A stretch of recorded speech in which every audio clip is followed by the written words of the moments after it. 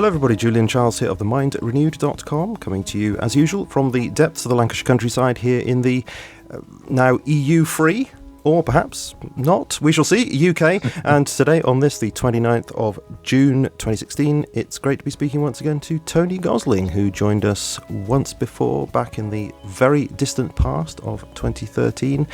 And I'm relying upon information I had then, so Tony might correct me when I say he is an investigative radio journalist, formerly working for the BBC at Greater London Radio, BBC Radio Solent, BBC Wiltshire Sound, but now he has a weekly politics show called Friday Drive Time with BCFM, Bristol Community FM. I hope I got that right. Hi, Tony. Well, that was pretty much correct in 2013. It's now just called The Politics Show, the BCFM Politics Show we do every Friday. In the first hour, we get a local politician in, one sort or another. Occasionally, we'll just have journalists and no politicians around discussing the politicians, because sometimes that seems helpful to get the politicians out of the way for a bit. But in the second half of the show, between 6 and 7 every Friday, we do some investigative journalism, the sort of stuff that you won't see anywhere on our TV screens or hear on our radio, on national London media at all, broadcast anywhere. And that's, I suppose, my main job, I see it anyway, as an investigative journalist, is to just churn this stuff, turn it round, get it out there, because nobody's doing it. I mean, there used to be This Week, World in Action, First Tuesday, Rough Justice, a whole load of programs that anybody that felt that they had an important scandal to get out could go to, phone up BBC, ITV, Channel 4, maybe one of the national radio broadcasters, and just get this stuff out. And now there's nowhere. There really isn't anywhere. I mean, there's even insulting programs, like there's one on, I think it's a Saturday or maybe Sunday lunchtime on Radio 5 Live. 5 Live investigates, but it just doesn't. It hardly even scratches the surface. It's trivial issues, things that don't really matter. So what we try and do is really pull politics apart, pull the powerful apart, and find out how things are really decided. Because what we're getting from the London media, newspapers, radio and television, the news coverage is tiny little sound bites, and there's no context, there's no real explanation of how the events that are unfolding fit in. For example, things like terrorist attacks, they're not even assessing one terrorist attack before it's the time for the next one, and we're just supposed to believe the official line, the government line. And as the BBC drifts towards becoming basically a state broadcaster, bullying particularly from the Conservative government over the last 6 years or so, and that is really dangerous. It's a 1984 style situation we're going towards, where there's this official version of what's happened, sanctioned by the government news. Yeah. Well, we did have the Conspiracy Files series on the BBC. That wasn't so bad, was it? It was appalling. I mean, it's one of the worst. I mean, actually, the David Kelly one of those was quite good, but it just shows you can't go very far on the BBC anymore in questioning official government stories. The one on Princess Diana was diabolical compared to the actual evidence that's out there. And this is what they do all the time, Julian, what they'll do is they'll find a couple of nutters and use them to represent the contra-government point of view. And people like myself who've, spit blood in trying to get the real dope on some of these stories. I mean, we're in a situation where maybe we didn't realise it, but actually there's an increasingly criminalised elite who like to think they can control things. And one of the things that I suppose illustrates that is the way we've had this incredible backlash against the referendum for Brexit over the last few days, where, the whole establishment has basically turned. I mean, the BBC has been wall to wall. Every single news line and perspective has been, why did we make this terrible decision in one way or another? There's been no real acknowledgement that people have lost livelihoods, which is, it's only one side of the discussion, but we're not getting that side. Well, I do want to ask you about that a little bit later on in the interview. And I have to say that I've not looked at all into any of the Diana material, so it's not something that I can comment upon. Perhaps File on 4 on Radio 4 would cover that. Well, chance to be a fine thing. I mean, actually, you have to say they have done some good things, haven't they? So they have, and I work with a guy, I'll probably better not name him, who went on to do some very good File on 4 for Radio 4, and he was looking at, for example, the the role of Prince Bernhard of the Netherlands, the long-time Bilderberg chairman from the foundation of the Bilderberg conferences, and his role in Royal Dutch Airlines in smuggling Nazi war criminals out from Germany at the end of the Second World War and just after the Second World War as part of Operation Paperclip, the US mission. But I mean, that was a fantastic program, but 5 on 4 doesn't really do that kind of thing anymore. Right, yeah. Well, funnily enough, that segues brilliantly into what we were going to talk about, of course, which is your Bilderberg experience. You were over there a few weeks ago in Dresden. Have you recovered? I mean, when you sent me that email, you said, let me quote your email. You said, wow, what a week. They were very edgy this time. Obvious to me something in the offing. What and when, who knows? Military were in there first, presumably for a pre-meeting meeting. So, I mean, why did you write, wow, what a week? Edgy. Yeah, that's definitely the word I would use to describe the steering committee members that I spoke to. I mean, they've got this weird thing, Julian, which beggars belief, really, where you've got about 500 German police on permanent duty. That it must have been through 3 shifts through the day. So that's probably 1,500 police permanently there on the Wednesday, Thursday, Friday, Saturday, Sunday of the conference. I don't know how much the pay was for that, but we're footing the bill. The German public are footing the bill for it, not Bilderberg. They weren't private police then? No, this is official Polizei, and some of them were extremely aggressive, bullying. Some of the activists who were there, who were arrested, one couple, Maria, I forget the name of the other chap, but they were from Britain, from Hull she was, and they just had a piece of cardboard and a pen, and they hadn't even written anything on it, and a piece of bread and a tent, and they were arrested because the police thought that these could be weapons used against the Bilderbergs. They were literally thrown bodily into this police van, taken around the corner to a park where none of the journalists could see, and then I wouldn't say beaten up, but very roughly handled and kept there for the best part of an hour. And then Maria was released and told, well, you hadn't been arrested. So we're not going to announce to the media that you've been arrested because we didn't arrest you. So, there's all sorts of nasty stuff. They describe the police treatment as fascist.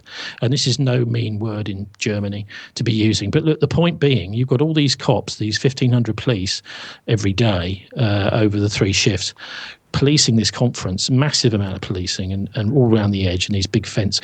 And yet on the Saturday, the Bilderbergers just open the gates and wander out, So what's going on with the security? What's the point of it? What's it necessary? I think it's actually to do with trying to make sure that any conversations that happen in there stay silent. The security is not to stop people getting at the Bilderbergers, that's for sure, because they came out and I spoke to 2 of them, James A. Johnson, who's the bagman for Hillary Clinton, collecting the money, Goldman Sachs, former Fannie Mae chief executive, I think, when it all went bust. So he's a complete failed chief executive, and yet there he is on the board of Goldman Sachs and doing all the fundraising for Hillary Clinton. And then I also met Jacob Wallenberg, basically the kind of Rothschild-style big super banker for Sweden, and their family's been in charge of banking in Sweden ever since before World War II, actually. But both James A. Johnson and Jacob Wallenberg simply turned on their heels when I was asking them very politely, would they like to say good or bad or over Brexit? Do they think it's going to be good or bad? Neither of them would answer. Both of them very, very, I would use the word edgy. And James A. Johnson was particularly rude, just shouting at me and saying, get out of here. Even though he was saying this is a private space, it wasn't. We were in a public square in the middle of Dresden, and he was sitting on a chair in this public square, and I asked him a question. These people don't normally get recognised. If you were to meet a Bilderberg steering committee member in the street passing you in the opposite direction, you probably wouldn't recognise their face because they are absolutely off the radar as regards the media. They never do media interviews, apart from maybe 1 or 2, like the ministers, the government people. You might possibly recognise them, but this is one of the things that I really must put across. The people who are running the Western world, which is these guys, are just faces you would never recognise, and they love it. They love that sense of being able to wander around, be in charge, and nobody even knows who they are. Yeah, I mean, the last time you were on a couple of years, it was 3 years ago, in fact, you gave us both what you described as the official history of the Bilderberg Group and the unofficial history. It was very interesting, and obviously we haven't got time to go through all that again. I will direct people, please go back and listen to that interview because Tony gave us a lot of information about that. So, I mean, most people will be familiar with this group, but there are lots of ideas floating around about what it actually is. But could you give us a kind of brief summary of, not so much the history of it, but what it actually is today? Well, how would you describe it? Very simple. It's vetting. It's vetting our future leaders, vetting maybe possible newspaper chiefs, potential heads of parties, political parties, opposition parties around the NATO countries. And it's very much focused around NATO, which is why I said in that little email I sent you about the military meeting beforehand. I mean, this is Petraeus turning up before the official meeting had started. I think it was on the Thursday, but he was there earlier than the rest. And you can see what's happening. There is a kind of coterie of the military people who use Bilderberg as an opportunity to meet a little bit before the rest of the guests get there, which does give an idea of who's really in charge. And Andreas von Bülow, he went to the Bilderberg conference, and he was the German defence minister, I think under Helmut Schmidt in the 1980s.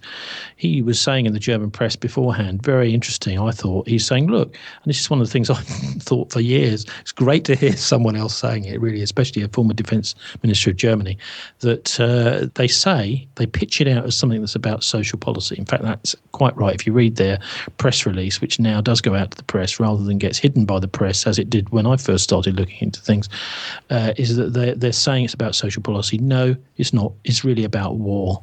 And when I say vetting, I mean basically they're listening out for all these new people that they've invited, possible up-and-coming politicians, media chiefs, to see if they say anything which is against their policy, against Pentagon policy, and if they do, they won't. They will find their star will start to fall, and by one reason or another, maybe they'll have either a car crash, or else more likely they'll have some sort of sex scandal or be removed from power by other means. I mean, Will Hutton went in the 1990s. He was the editor of the Observer at the time, and very, very shortly after he was removed as editor. That sort of thing, because he was just basically not in line with what they wanted. So that, I think, is it in a nutshell. Yeah. So how important is it actually these days? Because, lots of people point to other groups around the place, CFR, Trilateral Commission. I mean, Pat Wood's been on the show a number of times. He would identify the Trilateral Commission as being the most important group in the world today. So no. You disagree with that? Well, it's because it's so absolutely focused around NATO.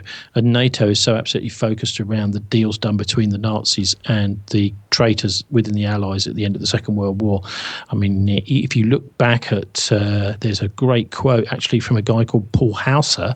He was in charge of an SS Panzer Corps in the Second World War, and after the war, he became the chairman of the SS Veterans Association, because that was very active after the war, quite clearly. The Americans had decided they wanted to bring a lot of SS people over to the States and bring the SS on board, really, in the Cold War to help fight the Russians. And so he had quite an important role, Hauser, but he said the first meetings of NATO were made up from the international supporters of the SS. In fact, the SS was in a way a kind of foreign legion. I mean, they had Viking Division, where even British Nazi supporters enrolled and swore their hideous oaths to Hitler to join that SS division. And even the White Russians had I heard, amazingly enough, the White Russians had an SS Panzer division as well. So these were the people who'd been fighting the communists and the Bolsheviks. They were given all this rather handy Tiger tanks and this kind of stuff by the Nazis, and they were on the Eastern Front.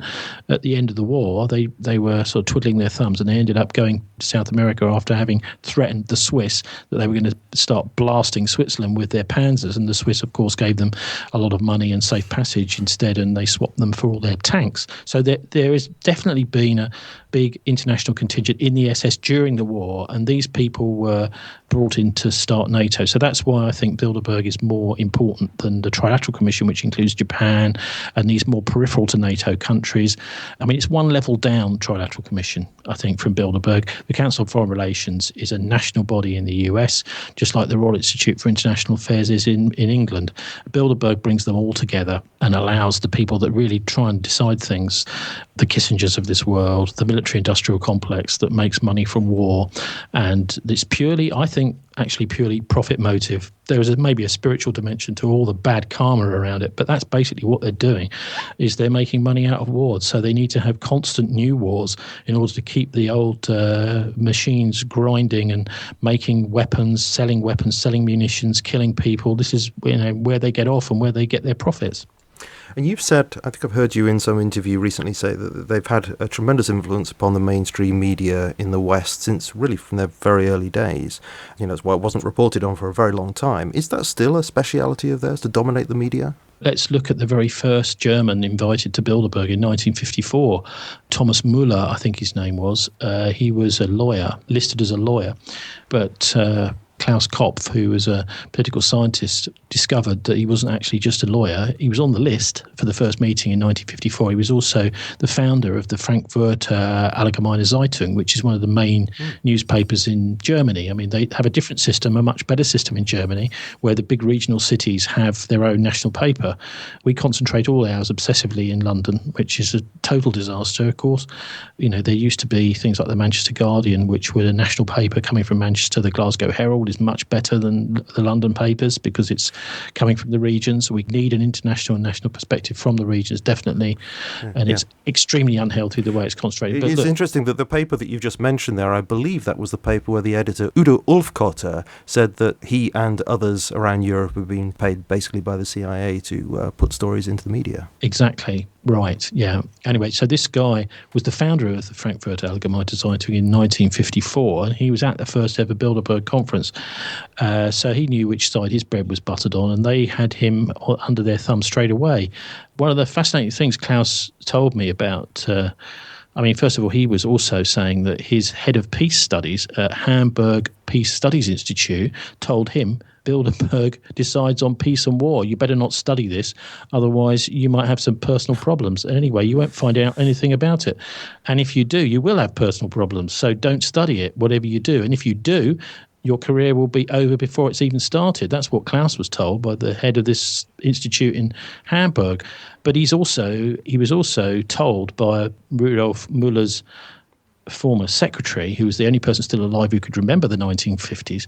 She was very pointed about it. She said, I was never allowed to touch any Bilderberg papers. It was all totally secret.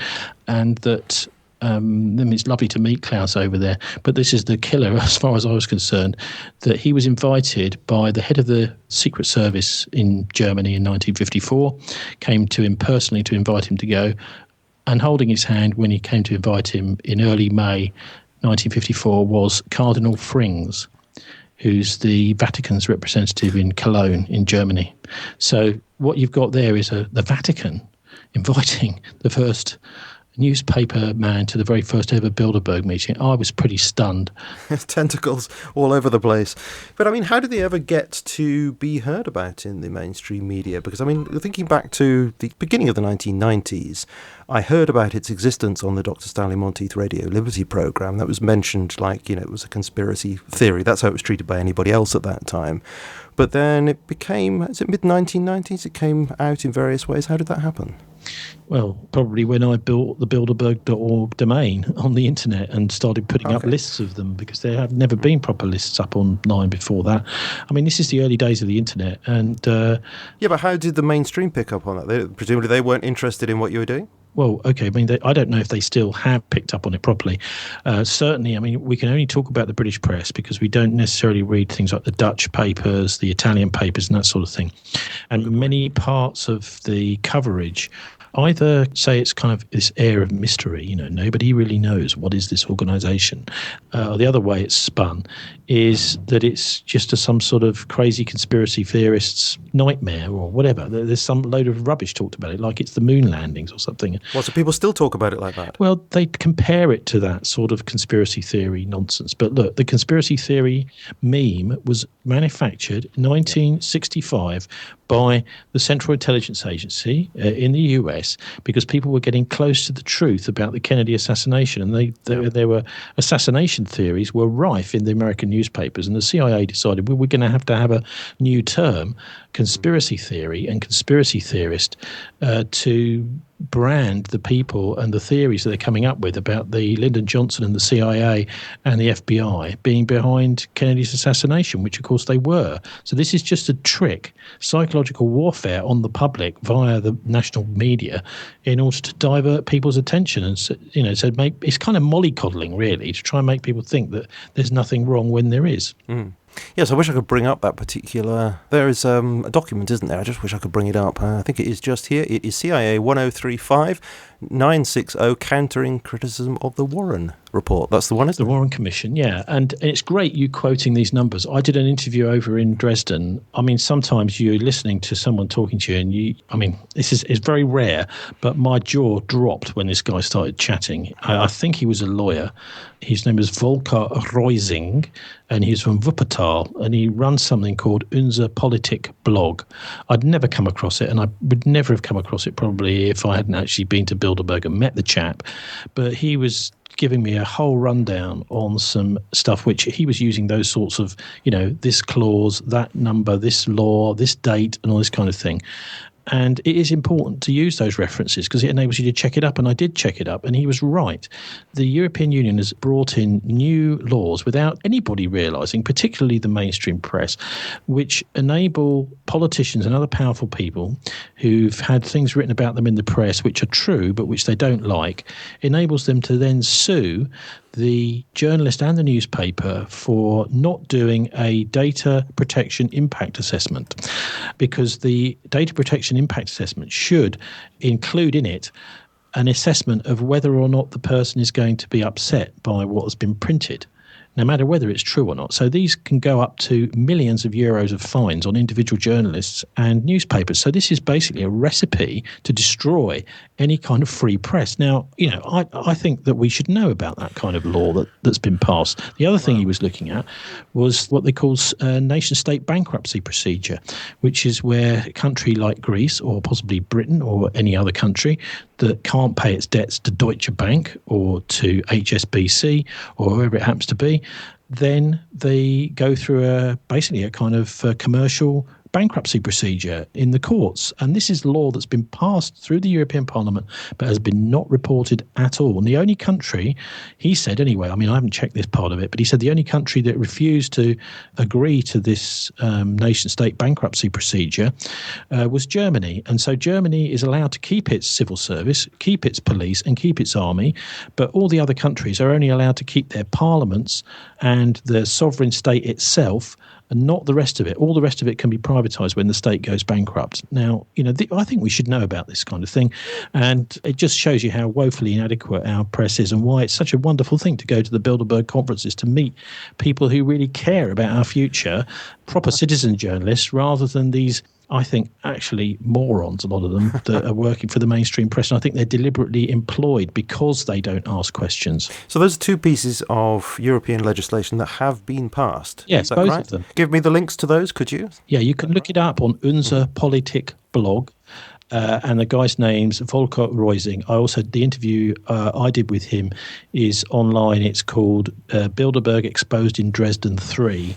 And you'll find that on YouTube, and you'll find it on various places on the internet. A couple of people already have copied it, thank goodness. But it's, this is why I do this kind of thing, because you never know quite what it's going to turn up. And I'm always pleasantly surprised by one scoop or another, even if it is often quite dark and irritating, and, makes you realise just how wicked some of the people who are in power and in charge.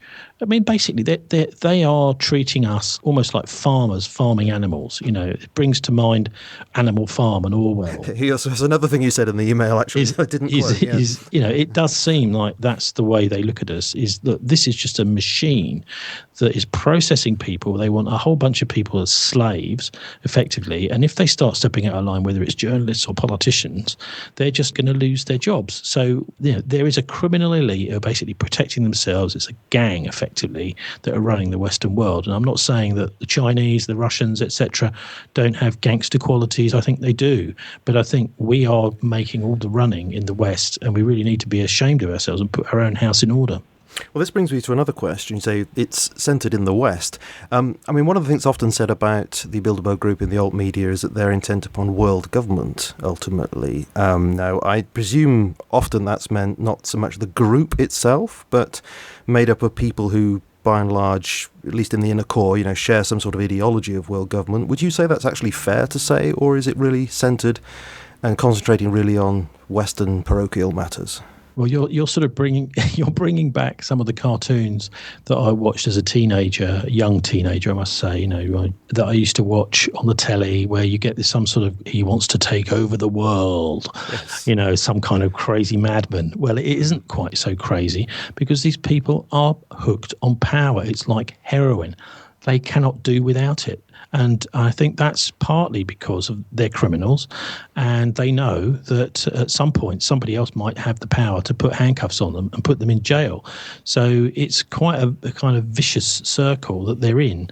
And, in a way, I think we need to pray for these people. You might find that a strange thing to say, because I think that they feel that everybody hates them, whereas we don't. We just want them to, I suppose, back away from some of the worst plans that they might be tempted to pursue, and possibly do a jail term. But then, that's only fair, and it's only moral that they should do that. And I don't think that hate should have any part of that. But this, I think, is the mentality tuning which is driving these people. It's a basic criminality. I mean, look, for example, Henry Kissinger in the spider in the middle of the Bilderberg conferences.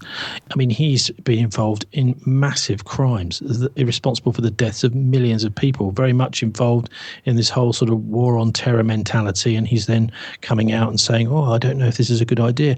Butter wouldn't melt in their mouth. They're behind the crimes, and yet they're sometimes the only people in the press who are saying, but maybe this isn't the right thing to do. This is complete control via the media, via the press. And we're in I think, a very perilous state when the press is not asking questions about very basic things like, things like the Joe Cox murder, the MP just before the Brexit vote. Very similar thing happened in 2003 in the Swedish referendum with the Swedish MP Anna Lindh being murdered. I haven't heard, and I have listened a lot, I must say, I haven't heard a single person in the broadcast media or in the London press compare the two, because that's what needs to be done. I mean, these are very similar sorts of incidents, mentally ill people involved in these, and possible links to the military as well, possibly. I'm not, saying that's definite, but we need to investigate that. If the military are behind this, the military may be, and certainly mentally ill people may be. It can't really be a coincidence. There's such a similar kind of set of circumstances behind the killer of Anna Lindh and the killer, it seems, because we are sub judice at the moment, the alleged killer of Joe Cox. Well, it could be a coincidence, but I see what you mean. It does actually suggest that it's something really worth looking into, yeah. Well, I think the military are using people who are mentally ill to carry out these assassinations, or even to just simply blame them for the assassinations and doing those assassinations with mercenaries. I mean, that seems to me what's happening. That's certainly the kind of attitude that was going on under Operation Gladio in the 1970s and 1980s. Okay. Well, I accept that it is something that needs to be investigated. Yeah, I take you on that point. I wanted to ask you, I mean, we've already mentioned about the EU, and one thing that was buzzing around in my mind was to what extent the EU is actually a creation of the Bilderberg group. And I asked that because there are different views on this. I mean, there's Richard Aldrich in a piece that I mentioned when I was speaking to Paul Craig Roberts last time. It's called OSS, CIA and European Unity, the American Committee on United Europe, 1948 to 1960. And a little quote from there. It is clear that the Rome Treaty, that's 1957, was nurtured by discussions at Bilderberg in the preceding year. So it seems pretty clear there that there is involvement. But when I turn to Richard North, Christopher Booker in their book, The Great Deception, The Secret History of the European Union, they give a rather different view. Let me just quote that.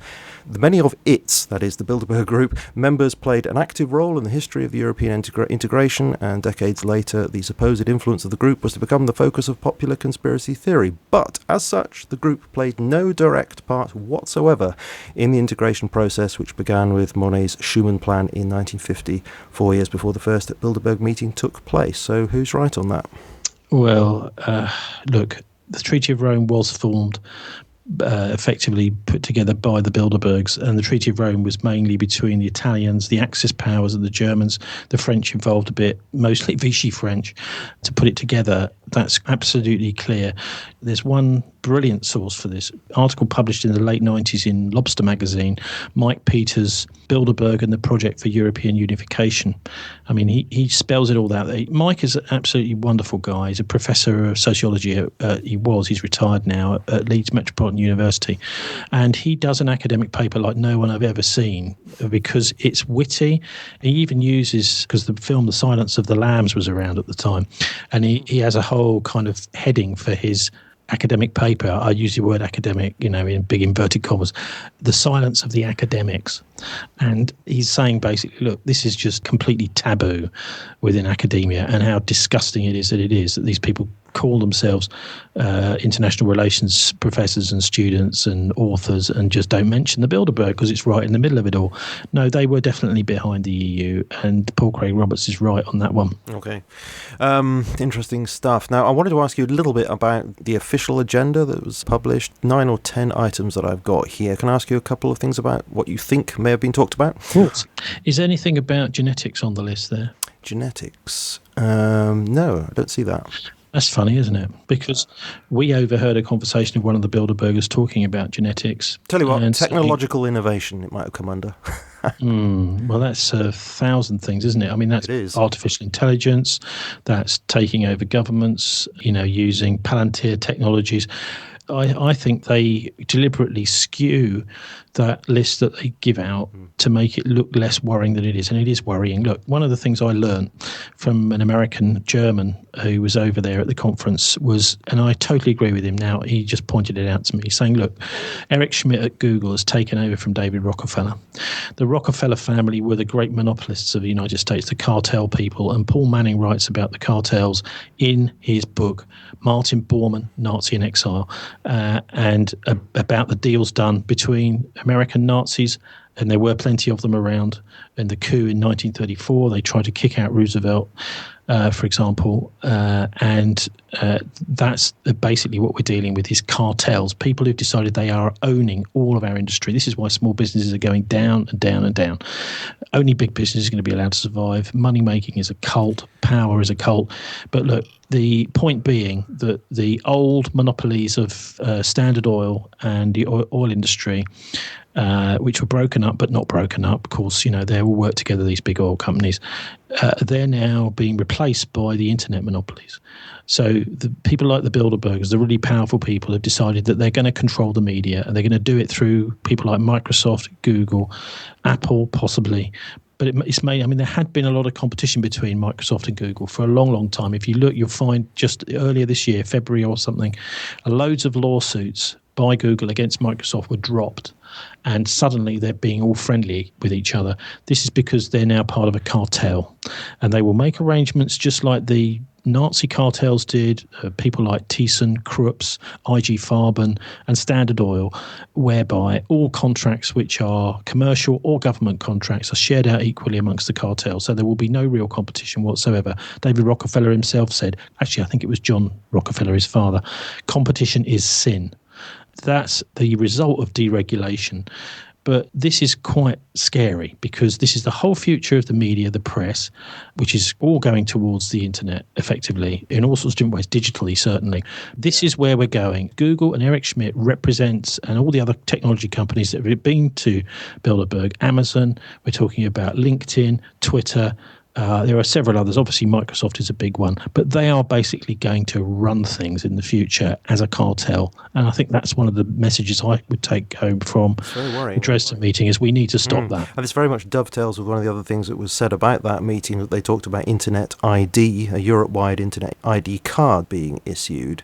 I read about this in Breitbart reporting on this at the beginning of June, an article called "The European Commission Wants You to Log into Social Media Accounts with Government-Issued ID Cards." Is that your understanding? They talked about that? Well, look, I did an interview with Julie Beale about this. You can find it on YouTube.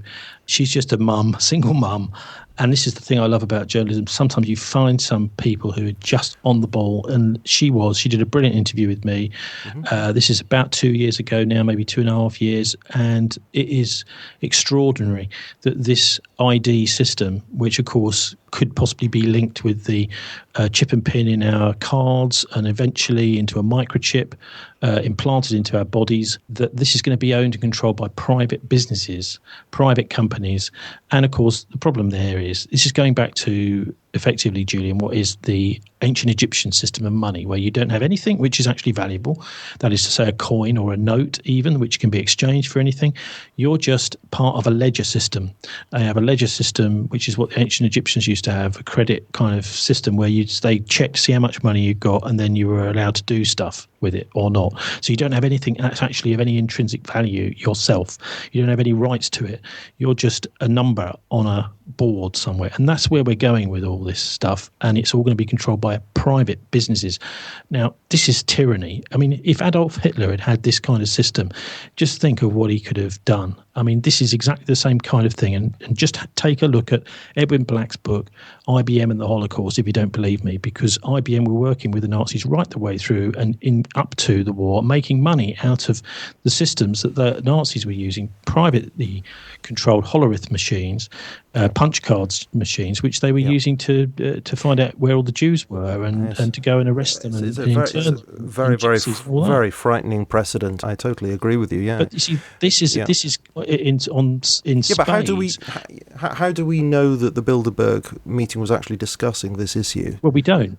No. But there may be leaks. I mean, for example, the German defence minister, one of the security guards, said after the meeting, was sitting right next to Henry Kissinger. So she will probably be the person to replace Frau Merkel when Merkel goes. We don't know for sure if that's going to happen, but it certainly looks likely. And you do get leaks from time to time. I think the other thing is, in a way, you don't need to get those leaks. You just look at what's happening in the world outside. Right. And so many of these dastardly schemes to undermine our freedom and actually destroy human rights around the world come back to these guys. Okay, so you're saying it's probable they were talking about this kind of thing. I mean, I did find reference to an EU document called Communication on Online Platforms and the Digital Single Market Opportunities and Challenges for Europe, where they do talk about the necessity for having this ID card, and they'll be looking the justification for that is given as online ratings and reviews for goods and services. They're very, very helpful, they say, but they need to be trustworthy, so everybody needs to be accountable in that way. That's the justification for it. So they say. But everything that you've said there certainly gives me pause for thought. What's the real reason for it? Well, they'll be looking for starry-eyed, simpleton politicians and media people to steer this through, that believe in it, that think it's a great idea. You know, there isn't any real comeback anymore. We just get told this is happening. That our MPs, for example, nowadays, I think are very, very low quality. A few of them realise that their duty is to protect the public, look after the public. But so many, Julian, now are just career politicians who are looking at it as a stepping stone into big business and are easily bribable and easily duped, if you want. Some of them don't necessarily realise what's going on. I don't think Robin Cook realised what was going on when he was told various things about the Gaddafi plot, for example. I mean, and it looks like that may have been one of the reasons that he died or was murdered. And, so there's all sorts of questions about things like that, where our politicians, it does show you that politics is important when people like John Smith or Robin Cook get spun out of the situation just when they're in an important job. And by the way, John Smith, the former Labour leader in the early 90s, he went along to a Bilderberg conference, and I'm not sure if it was two, but certainly one. And what I heard from people who knew him is that he was very vocal there and said, look, we can't do things like this. We're not going to do this at all. The same as Alfred Herrhausen, the chairman of Deutsche Bank, who went to Bilderberg in the 1980s, and he told them we're going to have to end third world debt, forgive third world debt. Remember, this is in the run-up to the Jubilee 2000 campaign. He was saying exactly the same thing. And a few months after the Bilderberg conference, some guy from the left-wing Red Army faction, allegedly, came up and shot him dead in the street. So, this is not going to be allowed by the secret rulers of the world. But John Smith allegedly had a heart attack, didn't he? Yeah, he did. But there were questions about that, about whether he was in fact even ill at the time and there was anything wrong with him. He was just inconvenient, that he was an inconvenient man at the wrong time. Certainly there's probably more evidence that Robin Cook may have been murdered because he was taken up into a helicopter or the ambulance of death, and by the time he got to the hospital he was dead. They wouldn't even let his wife get into the helicopter with him. She was absolutely livid. And I don't put these kind of things past people, these kind of assassination squads. I'm quite sure death squads do exist. Certainly possible, of course. The other thing one of their things on the list, which we know they must have talked about, which is called Europe, Migration, Growth, Reform, Vision and Unity. Obviously, this is foremost in their mind, was the UK's upcoming EU referendum. Now, the received wisdom, as we saw, was that the UK would remain in the EU. That was plan A, let's call it. What would a plan B have been? Well, I don't know. I don't know. That Bilderberg, by the way, Henri de Castries, the chairman, was calling it, I think around about the time of the Bilderberg conference, maybe just after, saying it looks like it's going to be a Brexit. They may have discussed Brexit, but that's not the way these people work. They have decided what's going to happen. And if Britain doesn't want to be part of it or votes out, well, they will try and keep Britain in, and they might manage to keep Britain in, but they've already decided what they're going to do. They're not going to change their plans because of what people do in the ballot box at all, or what other people think. They've already decided. And that is that they want free movement of labour. And what they'll be doing at the conference is just simply listening to the various journalists and the various politicians to see if they're coming out with the kind of thing that they want to hear, in which case they'll do well. That is to say, free movement of labour. Oh, this is a wonderful thing. So you don't think they would actually have had a plan in place to say, let's try and get the UK back in some way, should they choose to get out? They may well do, but the fact is the people have spoken, and it's not going to be a democratic plan, is it? I mean, there's all sorts of ways of bamboozling people to do what they've just voted not to do. Yes, but you suspect they do have some kind of plan that may actually be unfolding as we speak. Well, we shall see. I mean, I think one of the things is potential crash. Yeah. We're on a knife edge. Economically, we have been ever since 2008, and people talk about that as a crash. It's not a crash. It was a bailout. Very frustrating to hear it. Every time I hear someone say it was a crash, no. 1929 was a crash. The stock market crashed. All the value of assets, buildings, things like that crashed. That didn't happen in 2008 at all. Well, it did a little bit, but there was a bailout to stop it. Now, what that bailout's meant is that capitalism is dead. We have no more capitalism. We have this thing called quantitative easing, which is printing money, which is artificial inflation of a property bubble and a stock market bubble, which at some point is going to go bang. Because the thing is that the stock market prices and the property prices in no way reflect what people can afford to pay for a house or for a building, or its actual real wealth. Or the same with the share prices don't reflect the value of a company anymore. So at some point, this is all going to go bang, and that will be the crash. So do you think that the political elite would see Brexit as an opportunity to blame that upon and say, oh, yeah, it's all because of the selfishness of... They'll look for all sorts of things to blame the crash on, most definitely, except themselves, who are really responsible for it. They will point the finger at Russia. They'll point the finger at China. They'll point the finger at the Brexiteers. I actually quite like the Brexit. It's almost like the Musketeers. I'm quite happy to be a Brexiteer myself. But, even though you're painted as xenophobe and ignorant, uneducated, unsophisticated, you don't care about young people. What people want to sling. I think, at the end of the day, you've just got to stick to what you really believe in, Julian, and, not be bullied around by this silly political correctness. Yeah. I'm just looking at a little BBC video there with a family, and it shows the mum and dad sort of arguing with the young sons. And of course, you can imagine what it is. The sons are saying, oh, we should have stayed in. And the mum is clearly uneducated and talking about Britain of the past and how wonderful it used to be. I just think this is a wonderful piece of propaganda that's put out by a supposedly unbiased BBC. You're right. I mean, everything is being sort of done to make people think, anyone that actually bothers listening to this, which of course young people just don't. I mean, and in fact, in a way, this is another side of all of this, is that young people didn't vote. Now, is that it's terrible? It's considered terrible? No. Actually, I think a lot of people didn't vote because they wanted this to be a decision for the older generation, to leave it to the elders of the tribe to make this decision, people who can remember life before the European Union. That, to me, is a perfectly reasonable way of looking at it. And also, they've tried to put this off for years, this whole thing, since the early 90s and the beginning of the UKIP-type sentiments. And that was deliberate. It's in order to make sure the war veterans are dead before the vote. And they haven't managed quite to do that, because there's still quite a lot of Second World War veterans around who actually remember what they were fighting for. So what do you think all this delay in the initiation of the Article 50 business is about? Do you think that's deliberately delaying in order to try and get us back in? Well, I mean, basically, it's Project Chaos, isn't it? Mm-hmm. I think the idea is that we just create chaos in the Labour Party coup attempt against Corbyn is just mindless, really. As far as I can see, there is no real point to this. Only it just diverts attention away from the infighting in the Conservative Party post-Brexit. And, of course, it's also about the Chilcot report that's about to come out. Absolutely. And there are a lot of people who are in the shadow cabinet, including Lord Faulkner, who was one of the people who edited the dodgy dossier before it was brought by Tony Blair to Parliament, who are implicated as war criminals in the Chilcot report. And they don't really want Jeremy Corbyn standing up at the Chilcot debate saying, I think Tony Blair perhaps should be arrested and sent down for war crimes, and other people, because that's what he's effectively said. He's a man who's prepared to point the finger at people in his own party if he thinks that they are criminals and they've discredited the party and discredited the country. He's a man of integrity, and they don't want someone like that around. So when does it come out? Is it next week it comes out? The week after? I think it's about 10 days' time. Right, so they want him out of the way before that. Well, I mean, they're going to have to try and get rid of him before that, aren't they? But I don't think they will. He's going to stick in it, I think.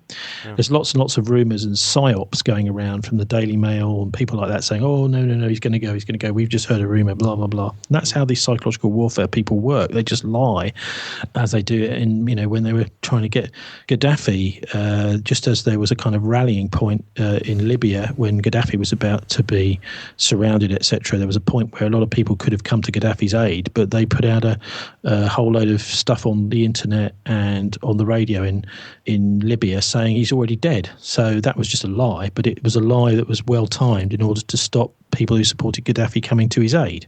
And that's the way this kind of thing works nowadays. These London media people just lie at the drop of a hat because they know they can get away with it. There's no real kind of accountability.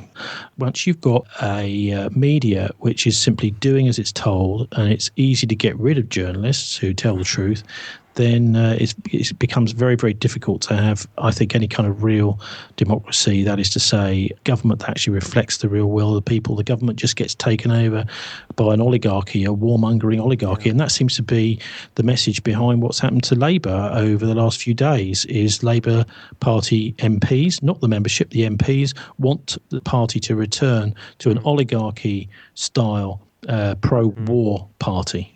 Yes. Well, I take your point about the Chilcot report, and that's something that Craig Murray made a point about that. But I also wonder whether they want him out of the way, because they've been wanting him out of the way for months, of course. But it's the first time Britain's had an opposition for, what is it, since early 1990s. So what's that? We're talking about 20 years. There's not been an opposition. Right. Do you think they also want him out of the way because, they were anticipating a general election in a few years from now, but there's a possibility it might actually be coming sooner than that, and so now there's a real pressure to get rid of him because they don't actually want him to win. I mean, the ridiculous thing is all these Labour, whoops, there's a Freudian slip for you, Labour MPs here in Bristol, Kerry McCarthy, Karen Smith, and Thangam Debonair have all, resigned, and they're all part of the anti-Corbyn brigade.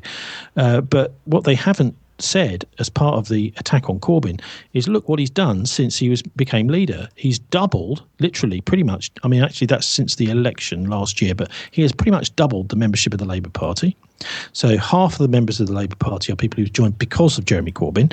And the other thing is he's won and won and won. Here in Bristol, the Labour Party has suddenly got a resurgence in support, and the Labour Party has taken over control of the City Council from an independent mayor. We've got a Labour mayor now in charge, Marvin Rees.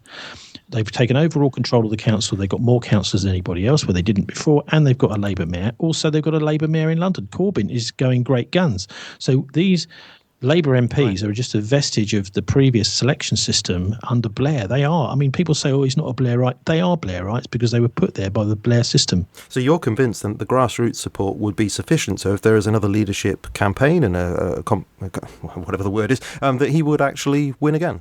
Well, watch Newsnight tonight, Julian, is all I can say. Yes, okay. Yes, I'm totally convinced. I think it's 45 out of the 50 constituency chairs the Newsnight spoke to said they're all backing Corbyn. So these Corbyn coup MPs may be just like a pack of lemmings. Yeah. Or maybe some of them have been breathed upon by MI5. I mean, I remember Annie Michon saying that everybody has a dossier. I don't think it's quite that, no. I think it's much more that you've got big business, the powerful, the rich, all come to see people like Hilary Benn, and those that voted for the bombing last year of Syria, and they've said to them, right, okay, we'll help you get rid of Corbyn. Let's have a nice little chat down the pub and a few informal meetings. And they've arranged this as a coup. It's almost certainly not the Labour Party itself that's arranged it. I think there's Nafeez Ahmed today did a really good article about the public relations firm, which has been helping the coup. And it's linked to, guess who? Tony Blair's spin doctor, Alistair Campbell. I think I've found that, actually. Yeah, so this is the guy called Tom Morchline, is it? The heckler at the Gay Pride, singled out by the mainstream media. You got it.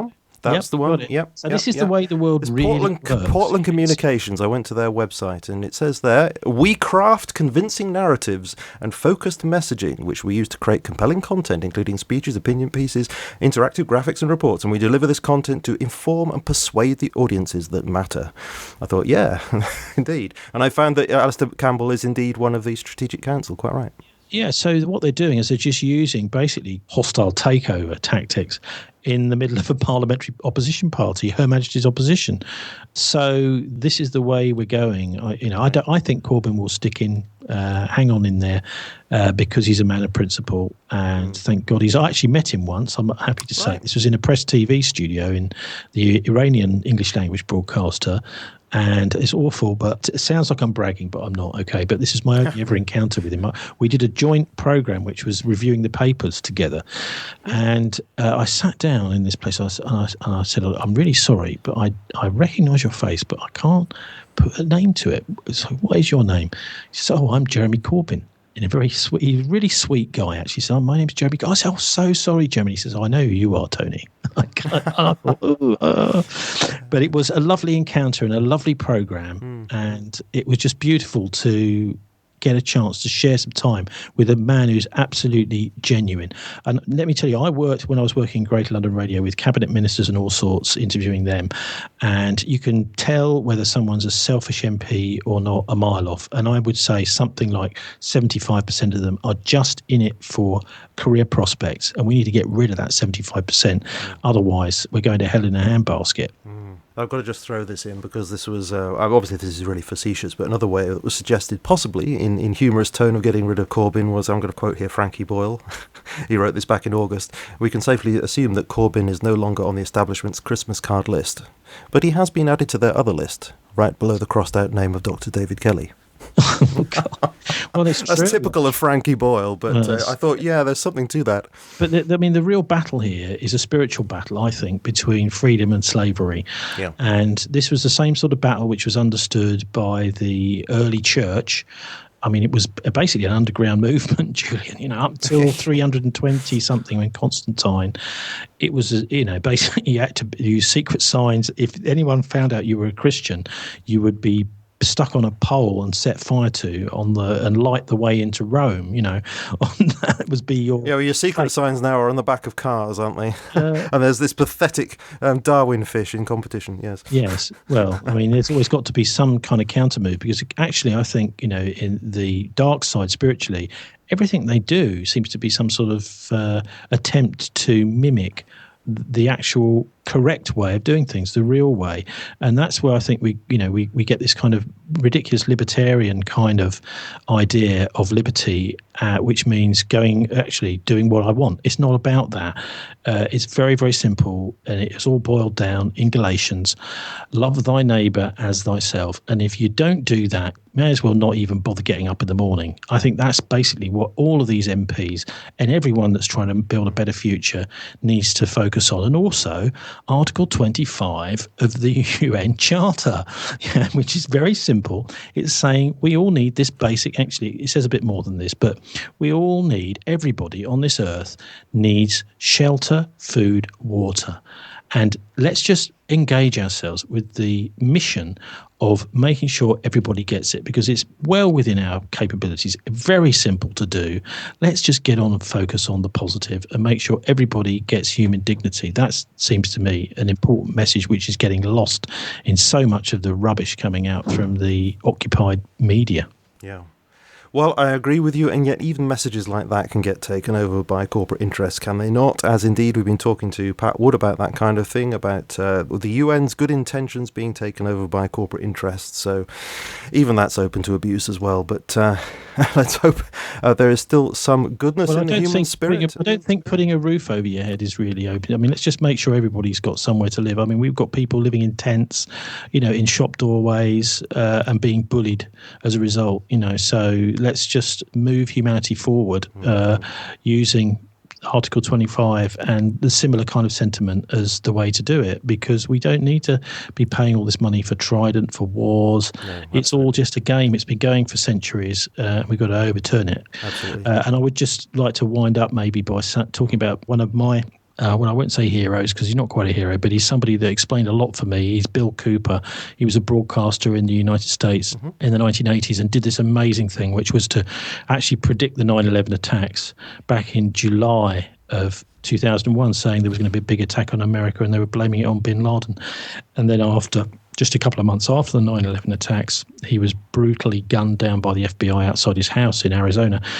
So anyone that really wants to, I think, get a much wider perspective, that is to say, putting all this in context, just check out Bill and some of the work that his legacy, because, he's helped me understand a lot about what's going on spiritually, politically, militarily. He was in the naval intelligence and in the, I'm not sure, was it the 6th Fleet, something like that, and he was transmitting and decoding the messages to and from the admirals, so he knew what was really going on, and then he decided he was going to share that with the public. And I'd just like to think that journalists in London would start doing that now. Share what you know. We know so much about what's really going on. Journalists just don't share it. They knew about Iran-Contra in the United States for probably 2 or 3 years before a brave journalist called Gary Webb printed it and got it into his newspaper, and then he got shot for the privilege of it. Gary Webb, isn't that the guy who committed suicide by shooting himself twice in the head? Is that right? I think you've got it, yeah. That's where we're at. And I think this is the thing is that, it goes back to what I was saying about the Bilderberg, Eric Schmidt and the internet monopoly, is that they really are trying to control. I mean, George Orwell said it, didn't he? He who controls the past controls the future. He who controls the... No, hang on. I know the one, yeah. Maybe you can find that quote for me. I can't get it. But that's actually what it's all about. They want to control the way we see everything. And by controlling the news, controlling the national dialogue, it's like the media, particularly the broadcast media, is like the nervous system of humanity. And we've got people like Murdoch and others pouring sarin gas into that nervous system every story they tell, which is half-truths, lies, complete rubbish, anti-democracy, just spinning things in their own personal way.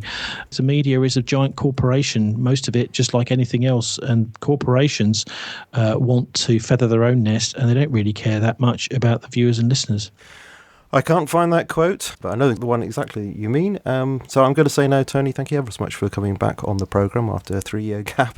It's always interesting to speak to you, full of fascinating information. And, of course, you are very controversial, but that is... Well, I hope so. Yes, indeed. You said before the interview that you hope that's the case. I think there's a great little quote. Actually, this is an Orwell quote we do have. If liberty means anything at all, it means the right to tell people what they do not want to hear. George Orwell. Absolutely. So at least I did get a Orwell quote. Yes, I've got one in there. Oh dear, I do wish I could find that other one. Yeah, he's warning us. He was warning us. Read his stuff. Animal Farm, particularly, but also the other stuff as well. The Road to Wigan Pier. What a guy. He saw where it was all heading and he wanted to make sure everybody got a pre-warning.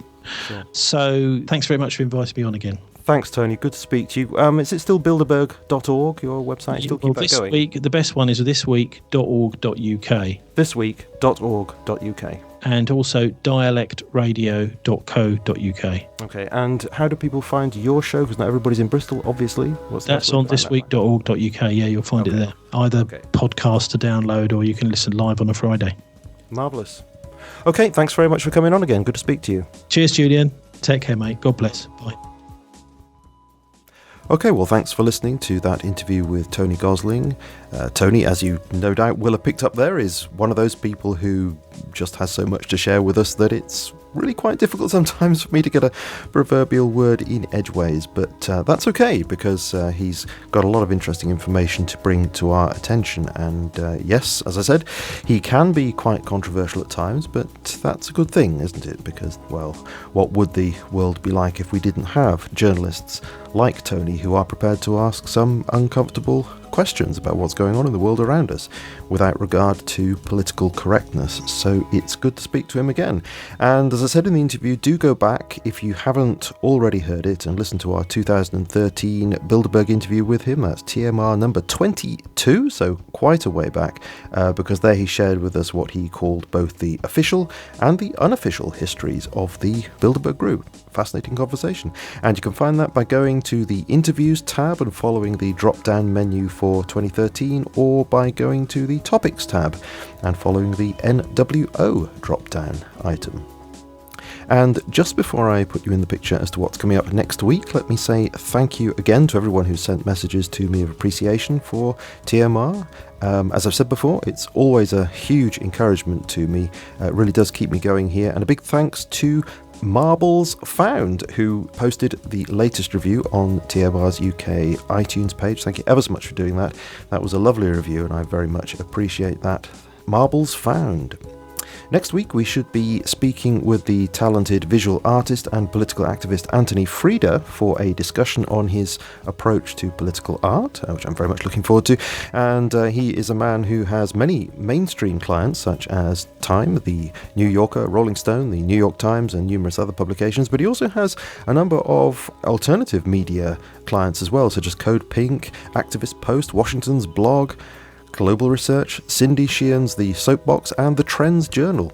And the Village Voice commissioned Anthony Frieda to illustrate a story in 2006 about people who challenged the official narrative about 9/11, and the piece that he created with Dan Zollinger is now part of the permanent collection of the US National September 11th Museum in New York. So I'm very much looking forward to having a chat with Anthony Frieda. And our friend John Masseria created a documentary about Frieda's meeting with the curators at the 9/11 Museum, which I've linked to in the past, and I'll put up in the show notes for this week. And while we're on the subject of films by John Masseria, John has a new film project underway, which I have been privileged to preview, the first part of it anyway. It's called I Love My Country, But Hate What They're Doing, and it's a really professional, quality and thought-provoking project, which is projected to be in 3 parts. It's well worth supporting because it really is impactful, looking at the way in which the country that he loves, the US, has become increasingly swallowed up by what Eisenhower famously called the military-industrial complex, with its inherent need to perpetuate war around the globe. So I do encourage you to go and check out the film's campaign page, and do consider backing the film to keep that project on the road, which, if you contribute, of course gives you access at the moment to part 1, and I'll put up a link to that as well in the show notes. So returning to the schedule, in the following week we should be having our 3rd interview with Tom Gailey, discussing subjects around his book America's Post-Christian Apocalypse.